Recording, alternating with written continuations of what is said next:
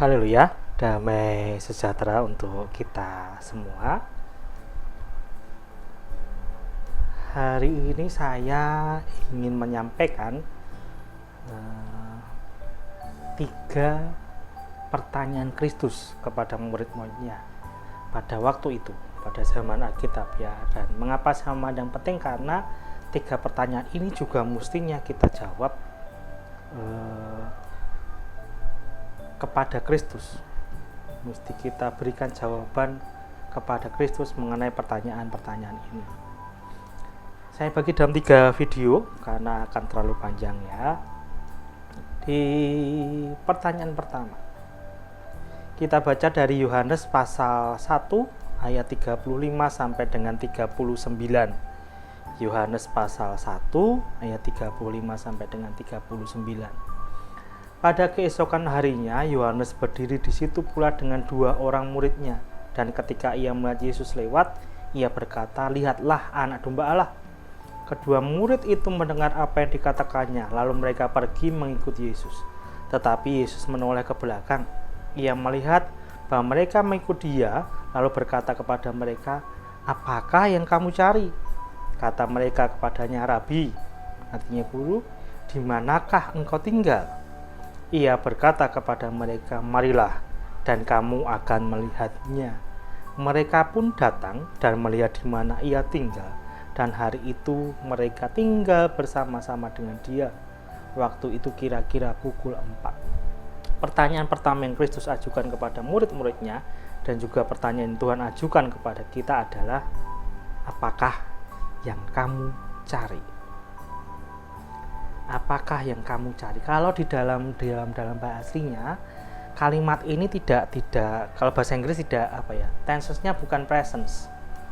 Tuhan Yesus tidak berkata begini, apa yang sedang kamu cari, bukan itu sebenarnya. Dari dalam bahasa Yunaninya, kalimatnya Tuhan tidak sedang berkata apa yang sedang kita cari, bukan. Maknanya adalah makna presence, bukan sedang ya. Jadi kalau dalam terjemahannya Jonathan Mitchell itu pertanyaan Yesus itu seperti ini. What do you habitually look for? Ya, habitually look for. What do you habitually look for? Ini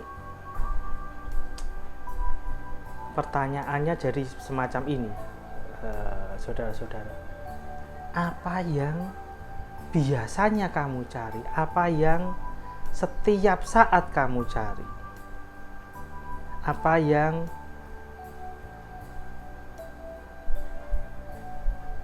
selalu kamu cari gitu? Ya, itu sebenarnya pertanyaan Yesus kepada kita. Nah, dalam bahasa Yunani kata mencari, apa yang kamu cari itu rupanya satu makna sama maknanya dengan penyembahan. Jadi ketika Yesus bertanya kepada kita apa yang kamu cari, Tuhan sedang bertanya kepada kita apa yang kita sembah. Akhirnya kita jadi paham ya, apa yang kita cari setiap waktu itu yang kita sembah gitu. Kalau yang kita kejar setiap waktu adalah harta, kekayaan, maka yang kita sembah pasti harta dan kekayaan. Kalau yang kita cari setiap waktu adalah berkat-berkat duniawi, ya itu yang kita sembah. Dan kalau yang kita cari, yang kita kejar adalah hadirat Tuhan, dialah yang kita sembah.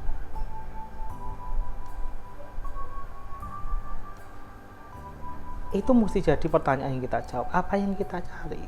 Apa yang kita sembah? Andreas memberi teladan yang baik.